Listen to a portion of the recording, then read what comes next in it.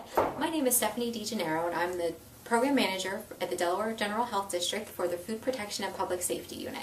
What I'm going to talk about today is food safety during an emergency, specifically during a power outage.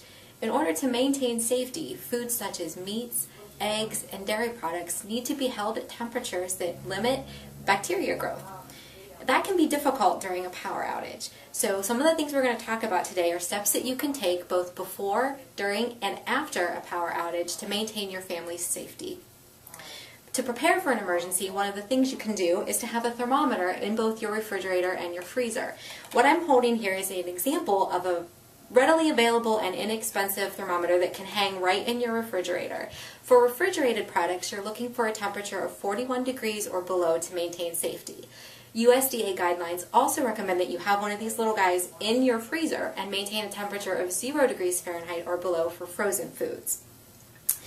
You can also freeze containers of water that you can use later for keeping foods cool in coolers and even in your refrigerator and freezer.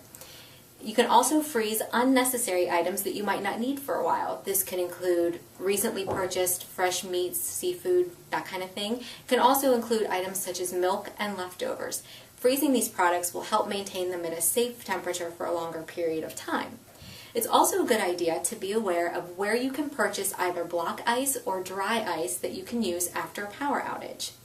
Another easy thing to do is to group foods in the freezer. If you huddle foods together, it will help them keep colder for longer periods of time. During the power outage, one of the most important things to remember is to keep the doors to both the refrigerator and the freezer closed as much as possible. A refrigerator that was at a safe temperature when the power went out will generally hold foods at that same safe temperature for about 4 hours. A full freezer will hold foods at safe temperatures for about 48 hours. A half-full freezer, about 24. If you know where you can get block ice or dry ice, it's a good idea to get that if the power is going to be out for an extended period of time. About 50 pounds of dry ice will keep a full 18 cubic foot freezer at safe temperatures for about 2 days.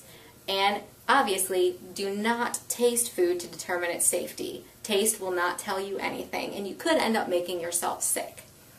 After the power has been restored, you need to evaluate the foods that you have left both in the freezer and in the refrigerator. If frozen foods have remained frozen, they're still safe. If they have thawed, check them with a food thermometer. There are 2 different types that are between $10 and $20 at most general stores that you can use. This one is a dial type thermometer that reads from 0 to 220 degrees. This one has a digital readout. Both of them are perfectly acceptable and are a great way to determine your food safety. If the frozen foods have thawed and you check them with a thermometer, if they are below 41 degrees, they're still safe to use and they can be refrozen. You might lose a little bit of product quality when you refreeze an item, but safety will not have been compromised.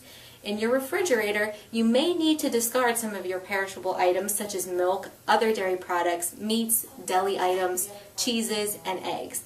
Before discarding these items, if you want to check them with a thermometer, that's a wonderful idea. If they are below 41 degrees or less, you can keep them. I hope what we've talked about today helps you maintain your food safety during a power outage. If you have any questions, you can always reach us at the Health District at 740-368-1700.